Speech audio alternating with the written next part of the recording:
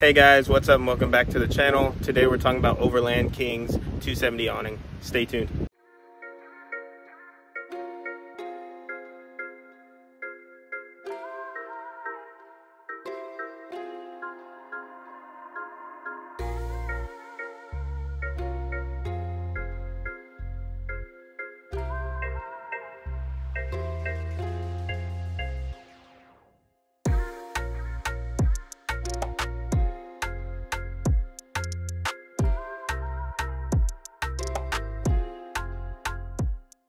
What's up and welcome back. Today we're talking about 270 awnings, but more specifically the 270 from Overland Kings, as this is what I chose to replace the Smittybilt that I was running previously. Now just jumping into some of the cons, when I received this thing from shipping, one side of the box was severely smashed, which I think led to missing some bolts and hardware, which made this a pain to mount. They only provide an L-shaped bracket, and that doesn't work with a lot of roof racks, so I had to MacGyver quite a bit of stuff together to get this to work. However, here at the back of the truck, you can see why I bought this awning. It does provide a lot of coverage over the back of the Goose Gear camp kitchen when in elements such as rain or snow. And then the tailgate of the FJ does act as like another wind block, giving you quite a bit of shelter right there on the back of the truck. Now, this was a pre-order batch from Overland Kings, so I don't know if they have these things 100% dialed in at this time. There's a few things that I noticed missing, which was the hardware for the bolts, as well as a few chips in the powder coat that you're about to see, as well as just some missed spots in the powder coat. Now, I don't know if these chips are from factory or if that was done through shipping. However, the missed spots in the powder coat have to be from the factory. With one end of the box also being smashed when I received it in shipping, I think that's where these puncture wounds came from, through the cover. So I'm going to continue to pan around this hinge so you guys can see the powder coat and the welds as I move around it. Now again, I do want to make sure that I do my due diligence when covering this awning, as there doesn't seem to be a ton of information out there or even videos covering this awning at this point in time.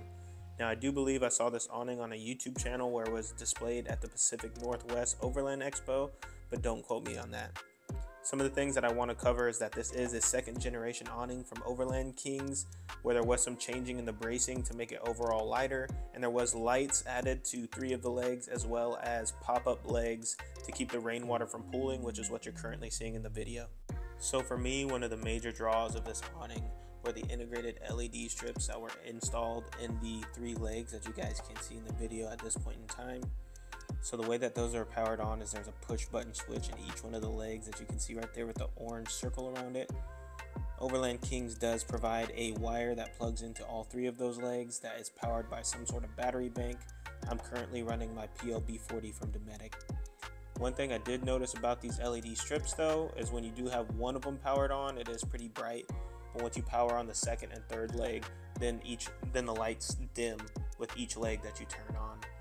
However, I don't think that that's going to be a big deal, because when you're camping at night, I do think that they'll still throw quite a bit of light. The next thing I wanted to talk about is the support legs that come within this awning. There are a total of 4 legs that can be pulled down to support the awning when in high wind conditions. It does also come with tie downs and stakes so that you can make sure this thing doesn't move in the wind, even though I think it's rated up to somewhere around 20 or 30 miles an hour, but don't quote me on that. To me, the point of this is having a legless awning, but I guess it's nice to have the legs if they're needed. But one of the issues I'm having with this awning right off the jump is that the fact that my truck is on a 3-inch lift and a 1-inch spacer lift on top of that. So when I go to extend these support legs all the way down, they don't actually touch the ground. So I'm going to need some sort of extension to make these touch the ground. As you can see in the video, they just dangle. So I need some sort of solution for that, and I'm not sure if Overland Kings at this point in time has figured out a solution for that, or if they've even saw that this was a problem. Now before I write those legs off as a total loss, how often is it that I'm actually parked on even surface to where those legs wouldn't touch the ground, and how often am I going to even use the legs in the first place, with the whole point of getting this being a lighted legless awning. Alright guys, and before I end this one off, I wanted to throw the drone up and give you guys some aerial footage of what this awning looks like when it's deployed. Keep in mind this thing took me a little bit over a minute to set up, but keep in mind I am coming off of a rotator cuff surgery and I still don't have a ton of strength in my right arm.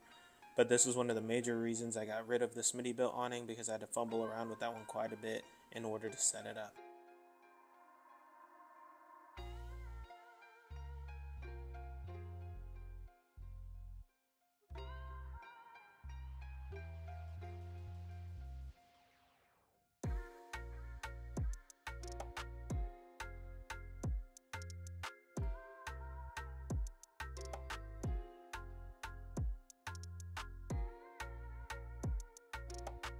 Alright guys, forgive me, I forgot my sunglasses, so it's kind of bright out here. But this is going to do it for the 270 awning from Overland Kings. The issue of the legs being too short is not that big of a deal for me. One of the things that I am concerned about though is the holes that were poked in the bag. I don't know if that was done in the shipping process or if it came like that from factory, but that's one of the things I'm concerned about, just due to that could cause mold and mildew from rain getting through the cover of this thing. I'll post a picture of that so you guys can see that. It was like that when I pulled it out of the box.